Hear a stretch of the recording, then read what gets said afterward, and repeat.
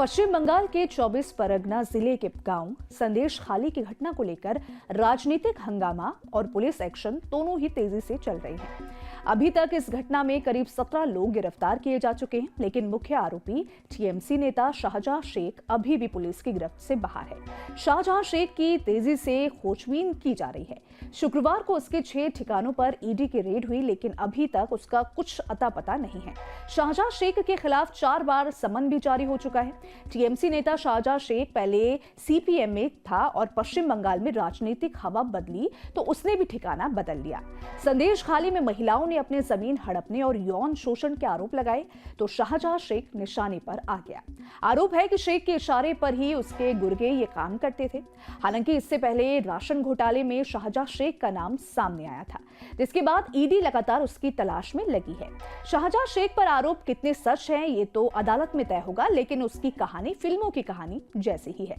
बंगाल में तमाम बिजनेस चलाने वाला और राजनीति में दबदबा बनाने वाला शाहजहां शेख कभी मजदूरी करता था। शाहजहां शेख का परिवार पश्चिम बंगाल के संदेश खाली में कभी मछुआरों और ईंट उठाने वाले मजदूरों के तौर पर काम करता था। शेख 4 भाई बहनों में सबसे बड़ा था। धीरे धीरे वो मजदूरों की यूनियन का नेता बन गया। 2004 में वो सीपीएम से जुड़ा। इसमें उनकी मदद उसके मामा मोस्लेम शेख ने की, जो उस वक्त पर सीपीएम के नेता और पंचायत प्रमुख थे। वो 6 सालों तक अपने मामा के शागिर्दी में आगे बढ़ा। 2010 में जब राज्य की राजनीति की हवा बदली तो शाहजहां शेख ने टीएमसी नेताओं से नजदीकी बढ़ाई और उनकी पार्टी में आ गया।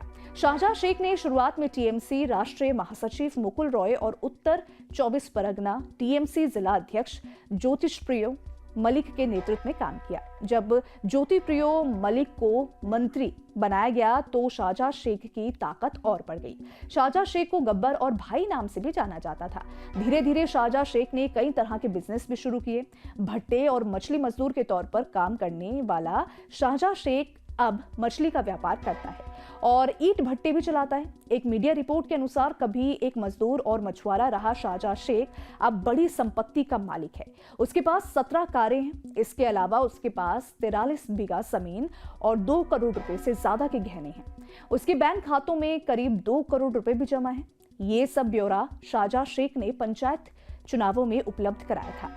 शेख ने अपनी वार्षिक आमदनी 20 लाख रुपए दिखाई है। संदेश खाली में शुरू में उसने रॉबिनहुड वाली छवि भी बनाई और कई लोगों की मदद भी की। शाहजहां शेख तब चर्चा में आया जब राशन घोटाले में उसका नाम आया।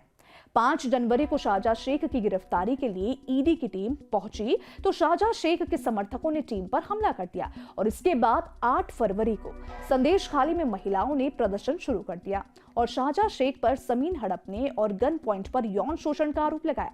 इसके बाद संदेश खाली का मामला तूल पकड़ता गया। अब शाहजहां शेख का भविष्य क्या होता है और संदेश खाली मामले में न्याय कब तक मिलता है, ये समय ही बताएगा। खैर, ये खबर लिखी है हमारे साथी अपूर्व श्रीवास्तव ने।